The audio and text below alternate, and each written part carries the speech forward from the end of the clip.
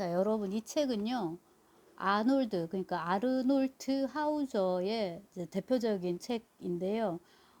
우리 번역으로 국내에 네 권인가 이렇거든요. 근데 저는 지금 요 한 권에 대해서 얘기하려고 하고요.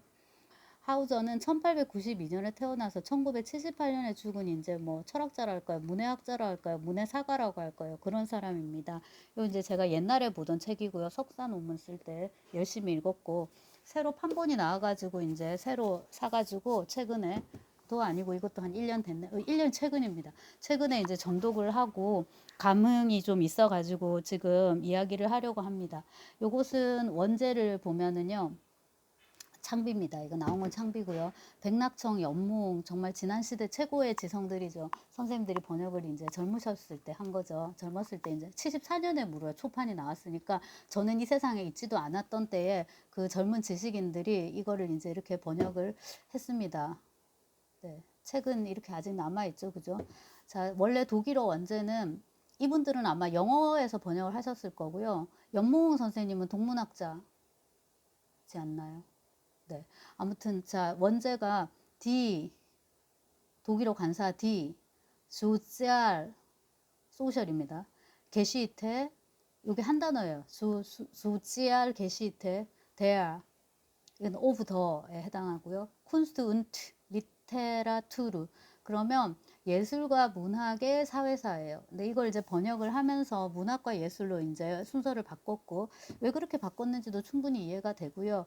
원제자의 이제 그 뜻을 쫓아보면은 예술이 훨씬 더 큰 개념이니까 예술의 역사를 다루면서 문학도 같이 다루는데 그 다른 어떤 것보다도 문학의 비중을 높이겠다라는 게 이제 보이고 그 다음에 이제 소셜 히스토리잖아요. 사회사니까 정치사나 경제사보다는 조금 더 가볍게 느껴지고 이때 가볍다는 게 뭐 헐겁거나 뭐 느슨하다 이런 게 아니라요. 우리가 정치나 경제는 얘기하기가 되게 힘들잖아요. 경제는 너무 전문적이기도 하고 정치는 이제 뭐 말하는 순간 그때부터 돌팔매를 또한 이제 감당해야 되기 때문에 특히나 현재 현실 정치는 그런 거에 비해서 이제 상대적으로 조금 가볍다는 의미고요.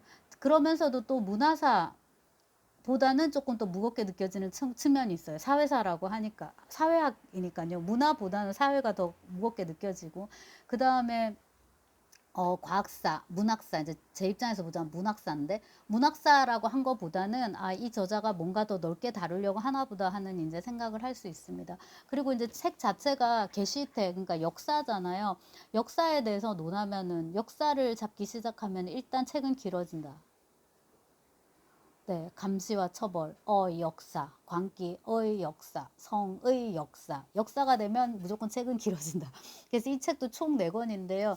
이제 당장 제가 급한 거 19세기를 이제 읽습니다.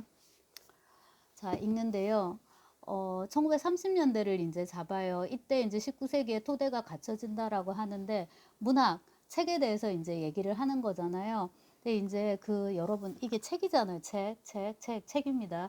자, 책이 생산되고 만들어지고 그 다음에 이제 유통되고요. 판매, 소비 뭐 이런 것들이 되려면은 향유 이런 것들이 되려면 맨 먼저 뭐가 형성이 돼야 됩니까? 물론 과학이 발달해야죠. 책도 물건인데 이걸 만들어야 되니까요. 그 다음에 시장 경제가 활성화가 돼야지 됩니다. 책도 상품이라니까요. 제가 계속 말하지만 책도 상품입니다. 그래서 이제 이 19세기에 이렇게 출판 시장이 형성되고 독자, 그 다음에 뭡니까? 작가, 이때 작가는 생산자고요. 독자는 소비자가 되는 거잖아요. 그런 이제 출판 시장이 형성이 되면서 같이 이 이제 책이라는 게 생산되고 팔리고 뭐 이렇게 하는데, 그거하고 이제 나란히 그 신문이라는 게 있어요. 특히 문학의 발전과 이렇게 그 문학의 발전을 볼 때 되게 중요한 게 신문인데요. 이 신문이라는 장르가 신문이라는 매체가 가능하려면 역시나 이것도 똑같은 거예요. 그 종이를 만들어야 되고요. 신문 찍어야 되니까 인쇄술이 발달을 해야 되고요. 유통망이 갖춰져야 되잖아요. 신문 미스터 션샤인 이런 거 보면은 진짜로 호혜로 막 신문을 뿌리잖아요. 그 뿌릴 또 사람이 있어야 된단 말이에요. 그 사람한테 또 돈 줘야 되고요. 이제 당연히 이제 그 김희성이가 돈 주고 해드리오에 요만큼 책상 하나 가지고 이제 이렇게 자기 편집장 김미성 해놓고 이제 신문 쓰죠. 글을 쓰는데 그 글을 쓴 거를 인쇄를 해야 되니까요. 그런 기술적인 부분이 갖춰져야 되고 하는데요. 또 중요한 게 뭡니까? 그 신문을 읽는 독자들이 필요하거든요. 독자들이 필요한데, 그러면 독은 뭐예요? 읽을 독자인데 글을 읽을 줄 아는 사람들이 있어야 되는 거죠. 그리고 이제 그들이 하나라도 신문을 더 사도록 하려면은, 또 신문의 종류가 많아지면 최대한 우리 신문을 사도록 하려면은 콘텐츠가 좋아야 되는데, 기사가 좋아야 되는데, 억으로는 아니고요. 약간 이제 미끼 이런 건 뭐 그렇다고 할 수도 있지만, 소설은 항상 주인공이니까 그 신문에 이제 소설을 실어서 그 소설을 읽도록 하는 거예요. 그 소설을 읽기 위해서 신문을 사도록 하는데, 가장 훌륭한 작가가 누굽니까? 이 무렵에 디킨스입니다. 그래서 이제 다시 디킨스 얘기로 가게 되는데, 여러분 저 이거 안 읽었어요. 이거는 세워놓기 아주 좋죠.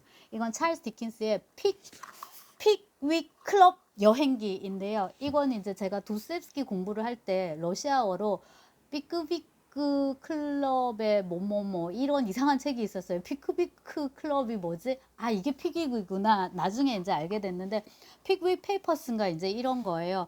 요런 게 이제 그 건지 클럽과 감자와 무슨 건지 뭐였더라? 아무튼 영국 문학과 문화에서는 이런 게 많은 것 같은데, 요것도 뭔가 그런 거를 다루는가?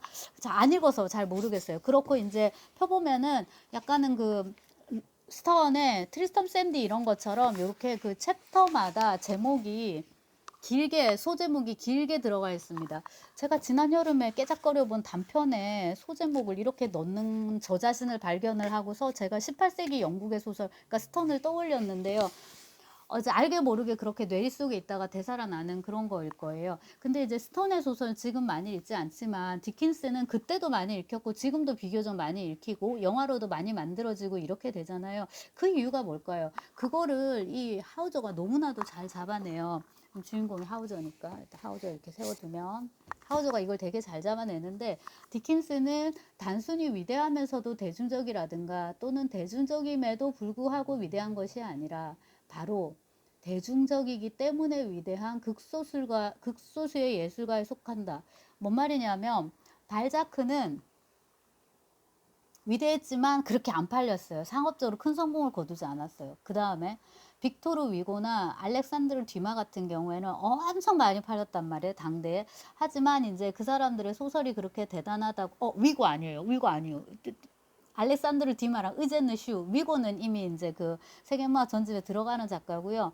통속 작가들을 얘기하는 거예요. 디마나 예컨대 의제느 슈 같은 작가인데요.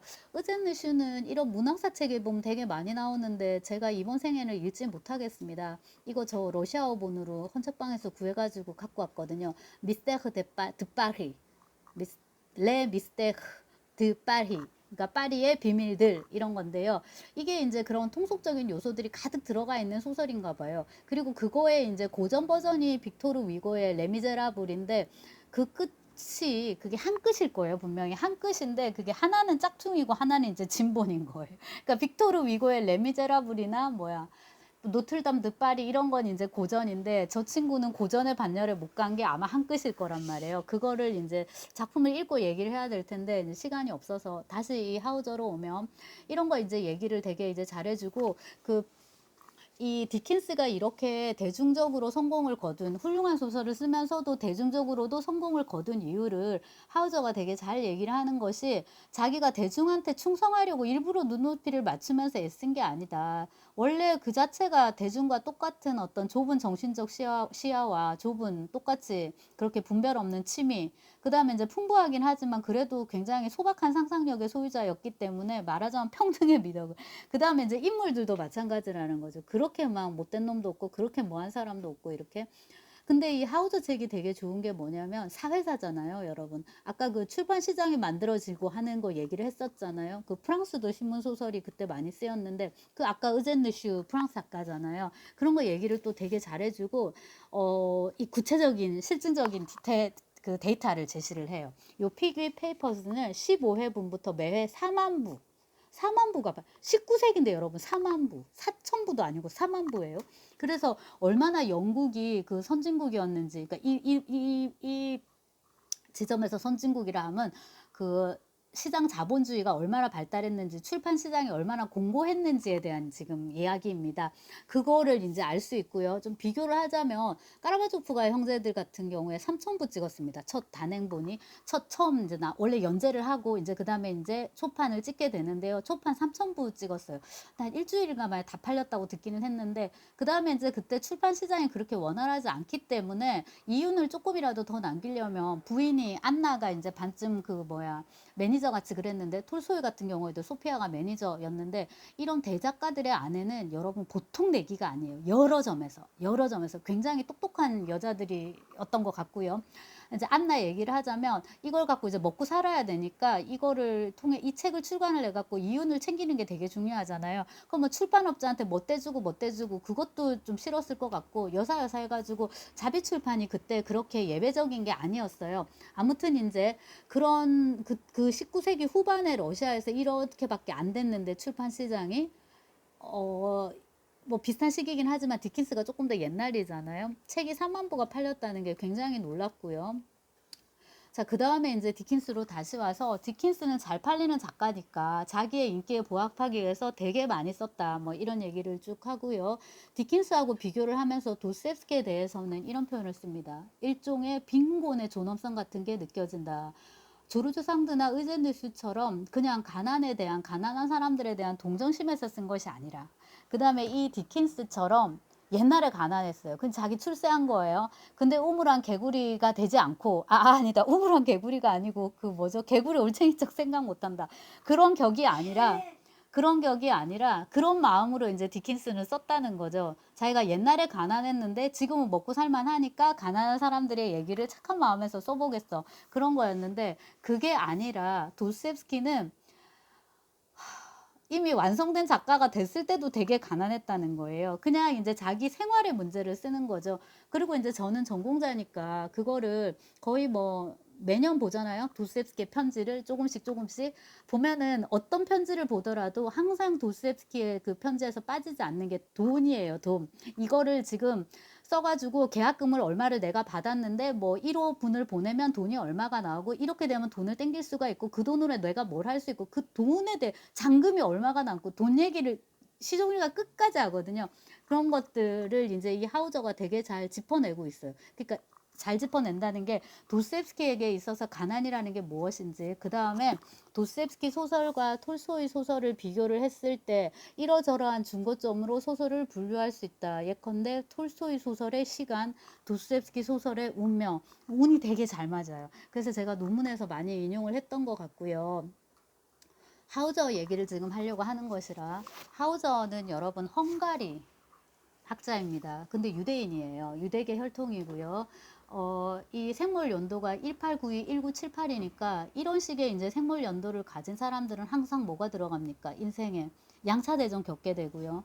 뭐 혁명이라든지 내란이라든지 나라가 어디냐에 따라서 식민지 통치 이런 것도 또 겪기도 하고요. 그래서 태어난 곳에서 죽는 사람이 의외로 잘 없어요. 그러니까 영원 불기라 그러죠. 영원히 이제 돌아가지 못한 채로 이제 죽게 되는데, 하우저 이 인생을 봐도 거의 뭐 망명, 피난 이런 거 이제 그렇더라고요. 그 아우어바흐도 마찬가지죠. 미메시스 썼던.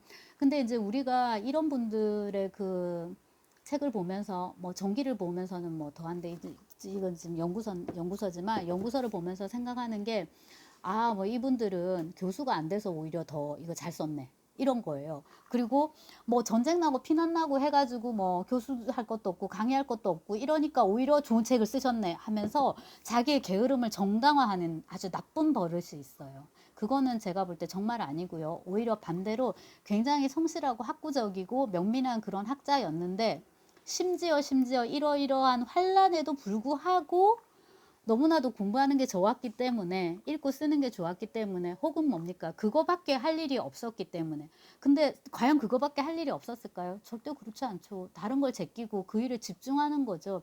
그래서 이제 이런 역작을 남겼구나 하는 생각을 하게 되고요. 먹고는 살아야 되는데 마땅한 일자리가 없어가지고 하우저가 영화사에서 일을 한 모양입니다. 그래서 이 책의 마지막에 보면 영화 얘기가 나와요. 근데 이렇게 진중한 어떤 연구서에, 물론 이렇게 많이 쓰고 해서 약간 에세이 느낌도 나긴 하지만 어쨌거나 이런 연구서의 말미에 영화다. 지금 우리에게 영화는 학적인 연구 대상이지만 그 무렵에 영화가 막 나왔을 때 영화는 글쎄 요즘 학자들이 게임에 대해서 쓰는 그런 느낌? 뭐 혹은 웹툰이나 뭐 로판, 로코, 드라마 그런 것에 대해서 쓰는 거일 수 있을 거예요. 저기 뭐 어디 서울대 국문과, 영문과 이런 교수들이 중문과 이렇게 또 되게 보수적인 학과에 그런 이제 연구자들이 그런 거에 대해서 쓰는 느낌일 수 있는데요. 그래서 영화에 대해서 아주 지금 제가 뭔가 인상적인 얘기 영화에 대해서 있지는 않아요. 근데 이제 그거에 대해서 썼다는 것 자체가 굉장히 유의미하다는 생각이 들고 그 다음에 이 지난 세기 학자들에 비하면 우리는 지금 얼마나 평화로운 시대를 살고 있는지 또 이제 그 생각을 하게 되고요. 하우저 책에는 또 추억이 있습니다. 이거 이제 제가 이 판본을 버리지 않고 있는데 이것은 9학번 선배, 그러니까 언니, 여자 선배여가지고 언니라고 부르던 이제 사람이었는데요. 그 언니가 이제 학업을 여기 이름도 이렇게 딱 적혀 있는데 해서 세 글자 자기 이름도 이제 적어놨는데 언니가 이제 학업을 접었다라기보다는 이제 졸업하고 문학회 선배였으니까 그쪽 길로 가지 않고요. 철학기 전공인 선배였는데요. 대학원을 가거나 뭐 창작 이런 걸로 가지 않고 취직을 했죠. 그러니까 사회에 아주 건강한 그런 이제 인력으로 이제 사회인으로 이제 나가면서 갖고 있었던 많은 책들을 풀었어요. 그 많은 것들을 이제 제가 가지고 왔고 이 판본으로 다시 읽으려고 했는데 여러분이 글자 보이시죠? 빽빽하고요. 한자도 무척 많습니다. 이게 제가 석사 논문 쓸 때는 이제 이런 걸로 읽었고 한자도 지금보다 더 잘 읽었어요. 책 냄새가 진짜 압도하네요. 하필 편 부분은 인상주의입니다. 최후를 인상주의에 넣어서 분석을 해요. 이제 체감으로는 약간 자연주의, 사실주의 이런 느낌인데요. 그 자연주의는 사실주의의 느낌이고요. 그거와 좀 구분되는 또 다른 사조, 인상주의. 그거 이제 우리가 요즘은 모더니즘이라고 부르는 거예요. 그 용어를 이제 이런 식으로 그냥 하우저는 쓰고 있다 하고 우리가 정리를 하면 되고요. 네, 이 책의 느낌이 진짜 냄새가 정말 다시금 압도적인데, 코로나 강의할 때 느꼈지만 여러분 냄새는 같이 공유할 수 없다는 게 되게 재밌었어요. 줌 수업을 하면서 소리는 공유가 되는데 냄새는 공유가 안 돼서 네, 파스 바르고서 수업해도 괜찮고 사발면 먹다가 사발면 그냥 그대로 두고 해도 냄새가 안 나니까 그것도 되게 좋고 자, 아무튼 그래서 그 추억이 학부 시절에 이 추억이 같이 있는 책이었고 이 선배 언니의 책으로 많은 공부를 했습니다. 엘리아드의 책도 가지고 왔었고요. 그 다음에 히랍 철학사 그거 수업은 안 들었는데 그 히랍 철학 그리스 고대 그리스 철학이죠. 교재로 썼던 책을 또 저한테 줘가지고 제가 그거 읽으면서 뭐 알키메데스, 데모크리토스인가요? 뭐 피타고라스도 있었고요. 그런 것들 많이 봤고요. 책 가져오는 김에 같이 가져왔는데 역시나 이것도 청춘의 책인 거죠. 그죠? 발터 베냐민의 문해 이론인데 베냐민 지금 전집은 길 출판사에서 나오나 이제 그렇죠. 거기 편집자 한 분이 동문학 전공하신 분이고 이렇습니다. 근데 이거 이제 옛날에 나왔던 이데아 총서인데 네. 안 버리고 제가 갖고 있네요. 그래서 이게 끊기고 쓸만한 아마 책만 모아가지고 민음사에서 다시 내는 것 같은데 그때는 뭐 이렇게 쪽팔리지만 쪽팔린다기보다 조금 부끄럽지만 이렇게 찍고 다녔습니다. 그래서 옛날 책들인데 좋은 책들은 이렇게 이제 활자도 좀 키우고 번역도 조금 수정을 해가지고 뭐 많이 바꾼 것 같지는 않더라고요. 많이 굳이 안 바꾸셔도 되는 책이고요. 워낙에 번역도 좋았고 그 다음에 이제 이 책을 다시 읽는 독자, 저 같은 독자, 그 다음에 이제 새로 읽는 독자 많았으면 좋겠는데요. 아무래도 이제 공부하시는 분들이라서 조금 그 딱딱한 번역 그런 것들이 큰 문제가 되지는 않는 거죠. 번역이 딱딱했다는 뜻이 아닙니다, 여러분. 번역도 되게 좋았고요. 자, 이제 새 책으로 읽었으니까 이 책은 이제 버릴까요? 네.